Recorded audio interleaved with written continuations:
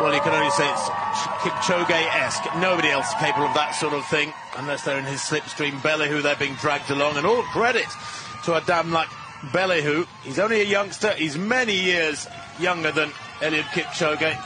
Whatever happened to Andamlak Bellehu now, in this second half of the race, Chris, he has learnt a massive information from this experience.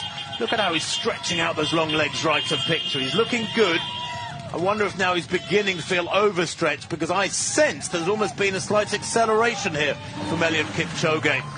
You have to say, Chris, and we should whisper this, but I don't want to whisper it because it's so spectacular, sub 2 hours is on the cards here today.